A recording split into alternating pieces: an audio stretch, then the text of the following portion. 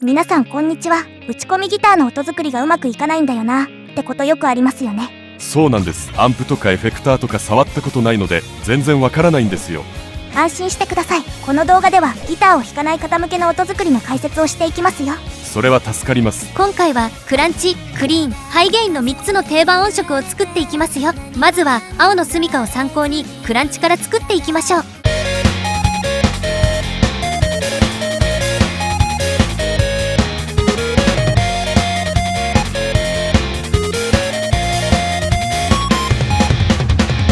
ギターの音はアンプ、キャビネット、マイクの順番に信号が流れていきます。音作りをする時にもこの流れを意識しておくと迷いにくくなりますよ。なるほど。まずはアンプから決めていけばいいということですね。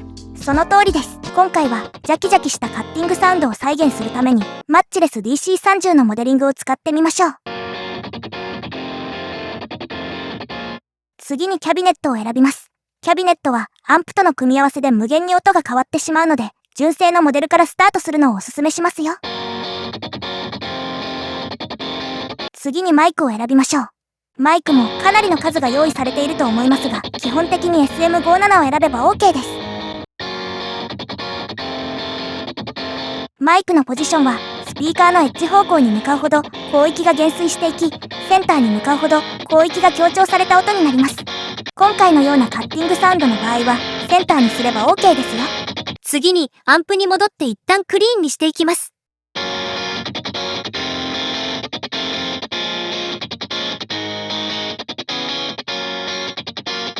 おや、クランチサウンドを作るのにクリーンに戻してしまうのですか？グッドな質問ですね。アンプの内部で歪ませても問題ないんですが、エフェクターを置いて音作りするのがギタリストの風習みたいなものなので、プラグイン上でもそれを再現しますよ。エフェクター独特の特性をアンプに追加できるので、音作りの幅が広がるという利点もありますね。今回はアンプの前にティミーオーバードライブというエフェクターを置いて歪ませますよ。とても定番のオーバードライブなので、ぜひ覚えておいてくださいね。ゲインを低めにして、ちょっと歪み始めたかなってぐらいのところに設定するのがポイントです。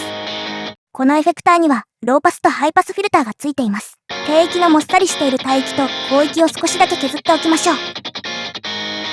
ところで真似して作ってみたんですが、微妙に音が違うんですよ。どうにかなりませんかね？なんとかしましょう。ちょっとこれを聞いてみてください。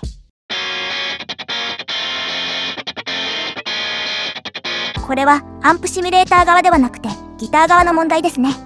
ギターのこのパーツを知ってますか？わかりません。これはピックアップといって弦の振動を拾って音に変えるパーツなんですが、3つそれぞれ全然違う音なんです。アンプル SC の場合はこのボタンから4種類の組み合わせを作ることができますよ。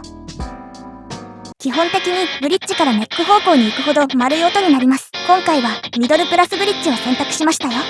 カッティングでは真ん中2つのポジションが使われることが多いのでおすすめです。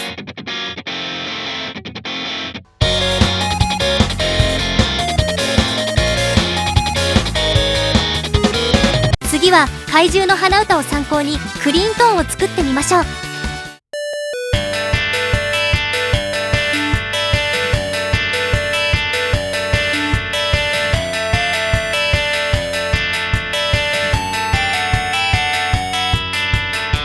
このフレーズはアタック感のある音にしたいので、カッティングとは反対にブリッジのピックアップを使います。アンプはクリーントーンで定番のフェンダーデラックスリバーブを使いますよ。キャビネットは純正で、マイクは SM57 です。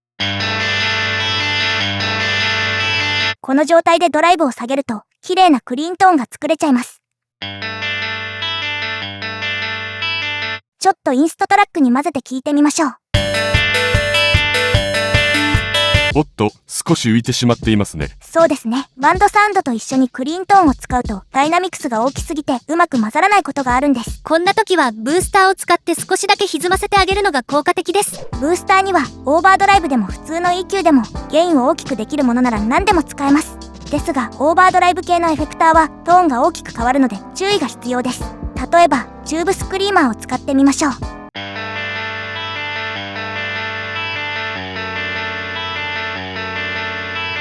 なるほど、トーン全体が変わってしまいましたね。そうですね。今回のように音質をあまり変えずに歪ませたいときはクリーンブースターがおすすめです。クリーンブースターはその名の通り元のトーンにあまり変化を与えないでゲインだけを増やすことができるんです。今回はエキゾチックの EP ブースターを使いますよ。使い方はとてもシンプルで、ブライトスイッチをオンにしてドライブを調整していくだけです。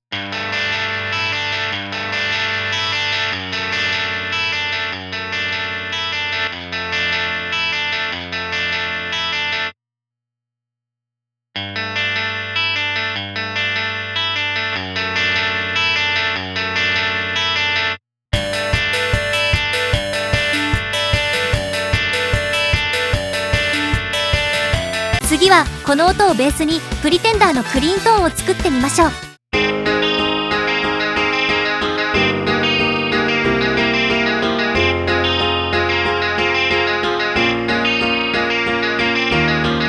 まずギターのピックアップはそのままブリッジを使いますよ。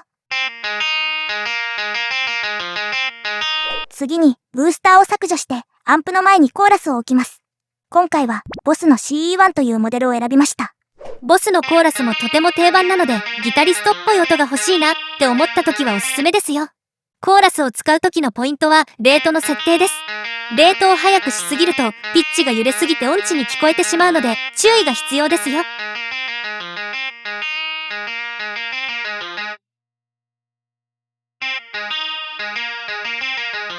最後にトラックの鮮度からリバーブに送って広がりを出してあげましょう。今回はリバーブシェイパーのルームリバーブを使っています。ディケイタイムを少し短くしてタッキングも軽くかけていますよ。リバーブをかけるときは原音を邪魔しないようにすることがポイントですね。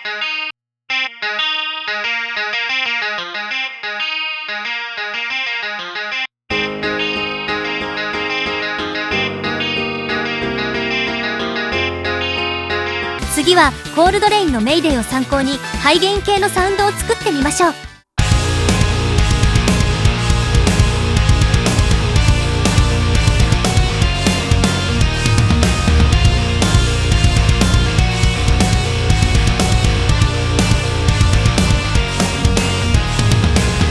この曲では低い音域を再現するためにメタルヘルレーザーを使っていますよ。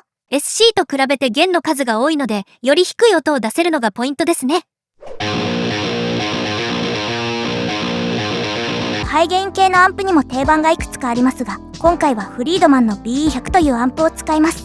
このアンプはクリーンからハイゲインまでこなせるモダンなオールラウンダータイプなんです。メタルコアやジェントなどラウドなギターサウンドを作りたい時にぴったりなんですよ。まずは素の状態で聴いてみましょう。ちょっとこもっているのでキャビネットをマーシャルのグリーンバック25に変更しますよ。このアンプには HBE というハイゲインモードが搭載されていて、歪みの強さをもう一段階上げることができます。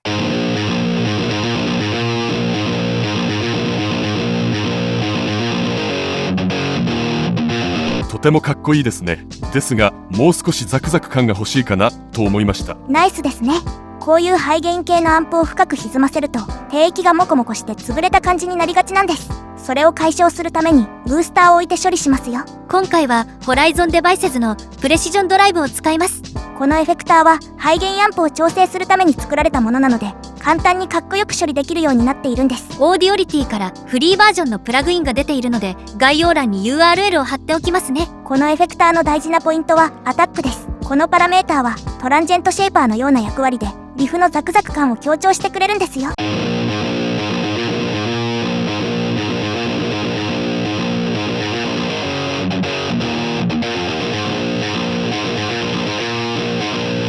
最後にブライトを上げて広域の抜けを良くすれば完成です。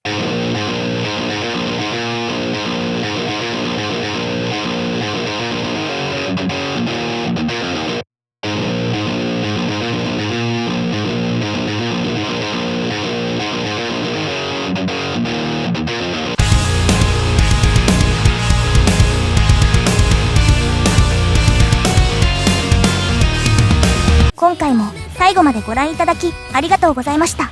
ギターの音作りは分かりましたか？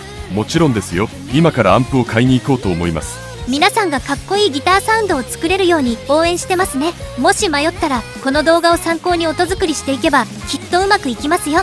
それではまた次の動画でお会いしましょう。さようなら。